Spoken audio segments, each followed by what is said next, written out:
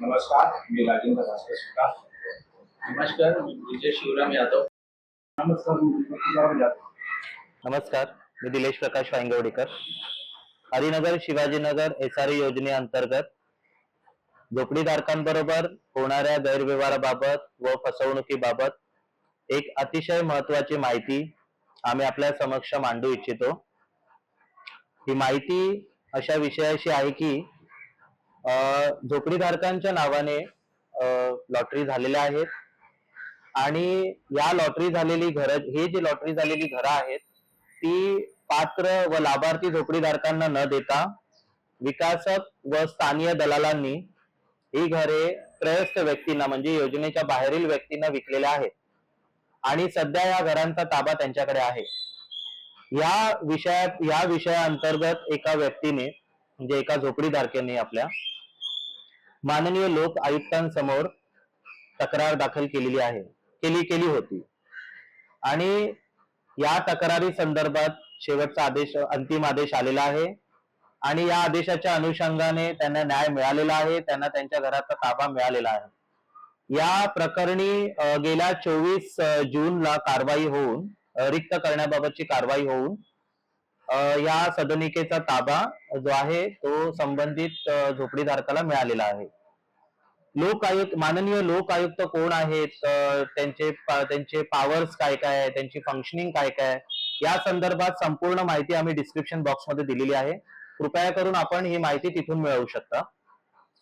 आणि तक्रार करायची संपूर्ण जी प्रक्रिया आहे ती अगदी सोपी आहे की तुम्हाला तुमचा विषय मांडायचा असतो, त्या विषयासंदर्भात तुमच्याकडे जे काय पुरावे असतील ते तिथे जोडावे लागतात.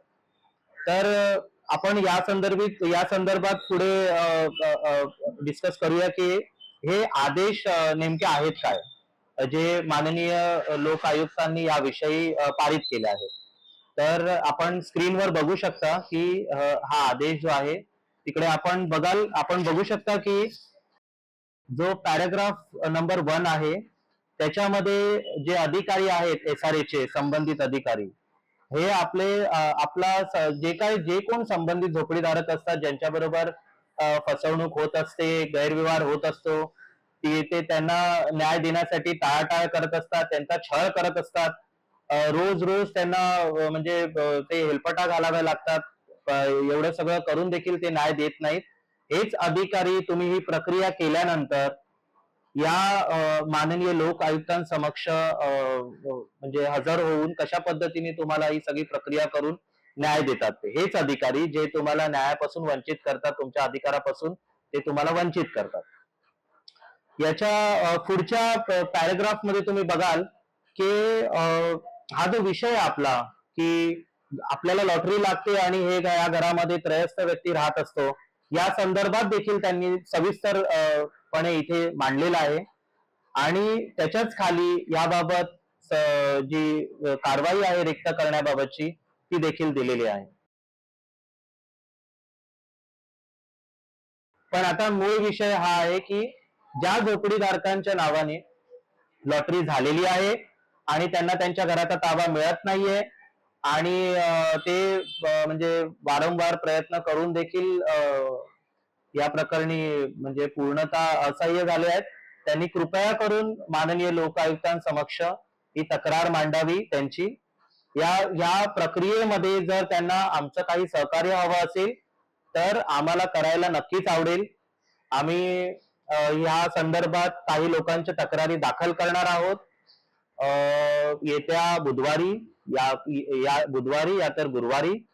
कृपया करून जर आपण या संदर्भात निर्णय घेत असाल तर आपण देखील या तक्रारींमध्ये सहभाग होऊ शकता आणि नक्कीच तुम्हाला पण न्याय मिळेल, कारण आधीच आपल्याकडे ही ऑर्डर आलेली आहे आणि याच ऑर्डरच्या अनुषंगाने आपण माननीय लोक आयुक्तांना विनंती करणार आहे की आमचा विषय देखील या प्रकरणी सेम टू सेम आहे आणि आम्हाला देखील ही ऑर्डर लागू करून त्वरित आमचं घर रिक्त करून आम्हाला देण्यात यावं. तर आम्ही अशी आशा करतो की आपण आता कोणाच्याही दिशाभूल करणाऱ्या शब्दांमध्ये किंवा दिशाभूल करणाऱ्या प्रॉमिसेस मध्ये न येता आपण कायद्याचा हात धरून आपला अधिकार लवकरात लवकर मिळवाल. आणि जे काय आहे ते पुढे जी काय कायदेशीर प्रक्रिया आहे ती अपनावाल. नमस्कार.